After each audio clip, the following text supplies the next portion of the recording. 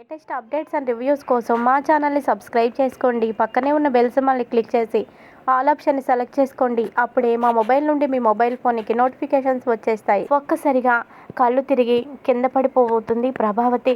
అత్తయ్య గారు అంటూ ప్రభావతిని కింద పడిపోకుండా పట్టుకుంటుంది. మామయ్య గారు రండి బాలు అని పిలవడంతో అందరూ దగ్గరకు వస్తారు. అమ్మ ఏమైంది అని బాలు. సత్యం ఏమైంది, ఉపవాసాలు వ్రతాలు అంటూ ఈ మధ్య తిండి మానేసింది, అందుకని ఇలా కళ్ళు తిరిగి పడిపోయినట్టుంది. గట్టిగా భోంచేస్తే నీరసం తగ్గిపోతుందిలే, నువ్వేమీ కంగారు పడకమ్మా అని మీనాన్ అంటాడు. అయ్యో లేదు మామయ్య గారు, అసలే అత్తయ్య గారికి బీపీ ఉంది. ఇలా కళ్ళు తిరిగి పడిపోయిన విషయం మీరు తేలిగ్గా తీసుకోకూడదు, వెంటనే డాక్టర్ని పిలవండి అని అంటుంది. ఇక ప్రభావతిని మంచం మీద పడుకోబెట్టి ఫ్యాన్ ఫాస్ట్గా వేసి ఇంకా అలాగే ఓ క్లాత్ తీసుకొచ్చి దాన్ని చన్నీళ్ళల్లో ముంచి తల మీద పెట్టి ఒళ్ళంతా వెచ్చగా ఉండడంతో చల్లదనం అయ్యేటట్టు చేస్తూ ఉంటుంది. అలాగే అరిచేతులు అరికాళ్ళు కూడా అలాగే క్లాత్ పెట్టి తుడుస్తూ ఇక బీపీ పడిపోకుండా ఉండేటట్టు చాలా సేవ చేస్తుంది.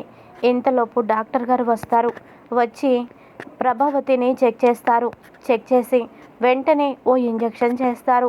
అలా ఇంజెక్షన్ చేయగానే బీపీ నార్మల్ అవుతుంది. ఇక అప్పుడు డాక్టర్ ఇలా అంటారు, అమ్మా మీరెవరో సమయానికి ఇలా సేవ చేసి తనని కాపాడారు. మీరు కానీ అలా చన్నీళ్ళల్లో క్లాత్ ముంచి ఒంటినంతటిని చల్ల చేయకపోతే తనకి పారాలసిస్ వచ్చేది అని అనగానే అందరూ షాక్ అయిపోతారు. సత్యం షాక్ అయిపోతాడు.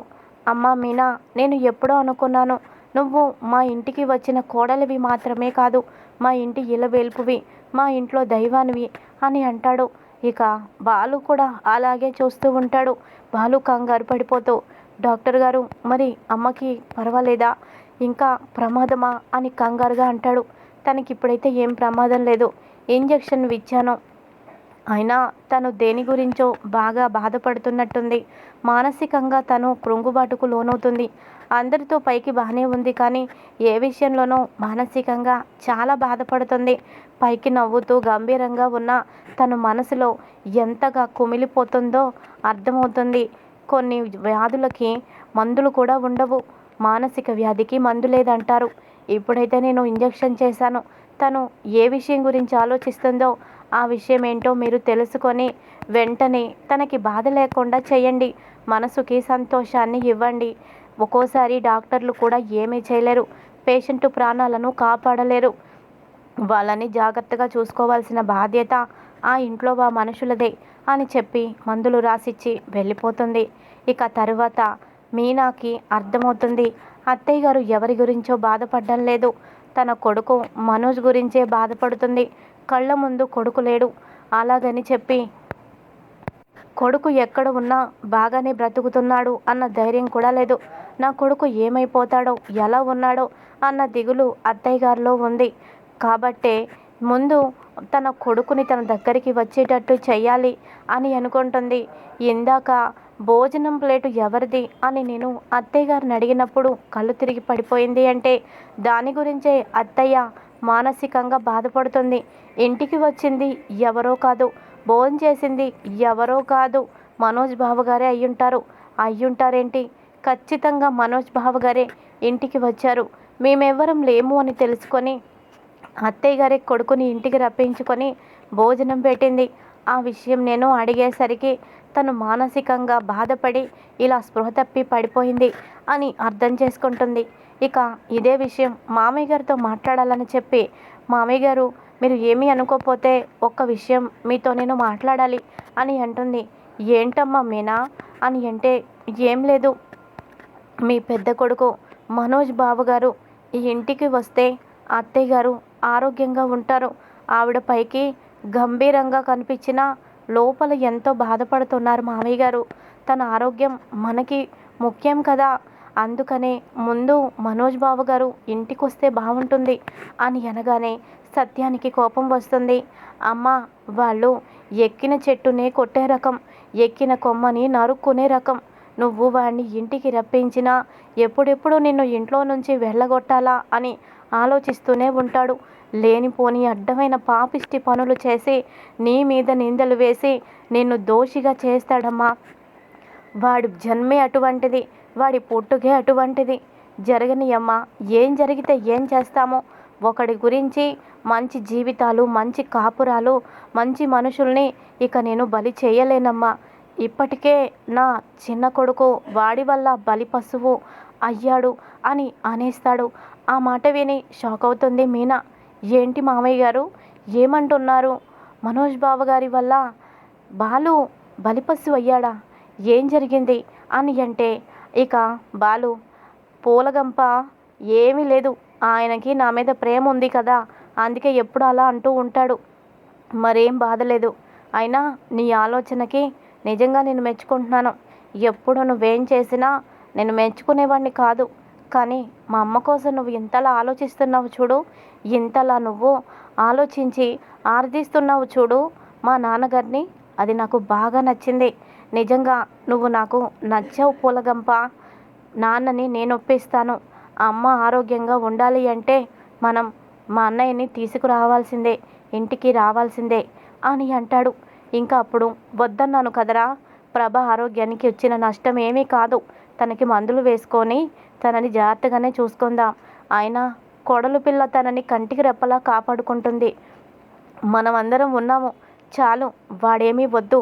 వాడు ఒక చీడ పురుగు దేనికైనా పట్టినా ఆ ప్రాంతం అంతా తినేస్తుందంటారు.